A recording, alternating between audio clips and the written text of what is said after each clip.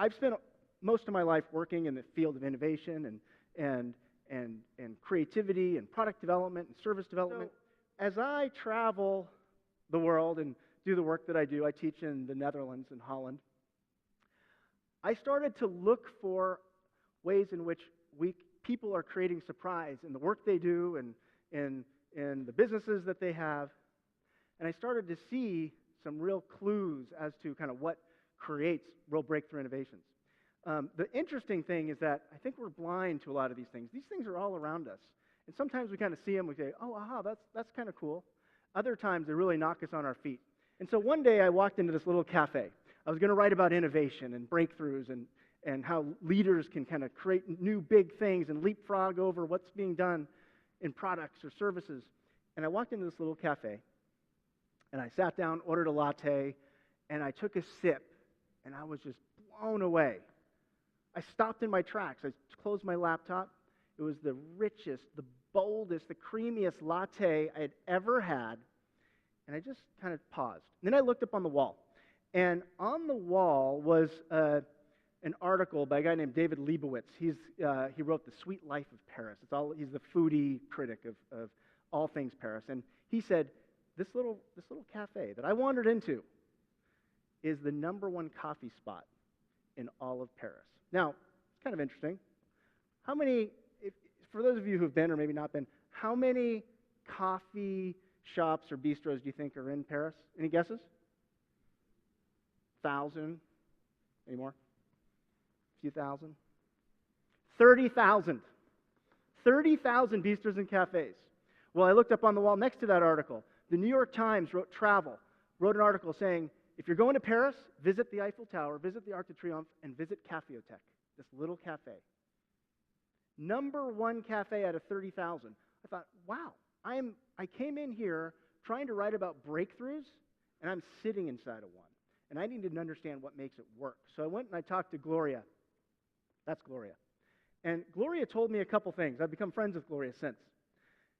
Gloria told me that she serves about 20 types of coffee. They're all single origin beans from around the world, and she visits each plantation personally, insists on paying a fair trade price for those beans, and then brings them back and roasts them in Paris. But that's not all she does. That's great coffee, but this is what her coffee looks like. It's an art. She looks at coffee as art, and she does a couple things. It's kind of interesting. She not just serves this kind of coffee, but she does coffee tastings, just like you might have wine tastings. You get a flight of coffee, and you sit and you try it all, and of course, at the end, you're really kind of jazzed up. But the idea is that she's trying to give an experience around what she calls giving people the experience of the nobility of coffee. Now, people have heard about Gloria and are asking her to learn about how she does what she does. So she opened up what she calls Cafeotheque University. So she has people coming who are budding baristas. They study under her for 3 months. The first month, they just learn about what she does, and then they intern for her for 2 months, and they pay her a lot of money to do that. Then what they do is they go and start their own cafes in Paris and around France, and even as far off places as China and Ethiopia. And of course, they buy their beans from Gloria. So she has created an experience at Cafeotheque. Out of 30,000 bistros and cafes, it's the #1 place. It's completely unlike anything else. She has a business model where she's making money from all these different angles, and she's giving people an experience around the nobility of coffee, which is really her purpose in life. Here's another one. This is a movie theater in France. This movie theater has done something from an innovation standpoint that's surprising. They sell a monthly pass. It's a simple concept. It's just they're charging that you can buy a ticket or a pass, and you can go as many times as you want in the month. Then, of course, you bring a friend, and they buy a monthly pass. But they've designed their business model to be innovative and to be surprising. And when I went in there, I thought, this is brilliant. Why doesn't anyone in the U.S. do this? Another quick example. This is a secondhand store, vintage clothing store in San Francisco. They don't just sell vintage clothing. Well, they do. But you can buy it by the pound.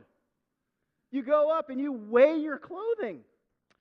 What I see business needing more and more, organizations needing more and more, are people who are comfortable living with uncertainty and comfortable helping other people live with uncertainty as they go out and explore trends, customer needs, the things that are going to kind of drive the business forward, because there's a lot of uncertainty out there today, and help to bring clarity to what you can do, whether it's a product, a service, a business model.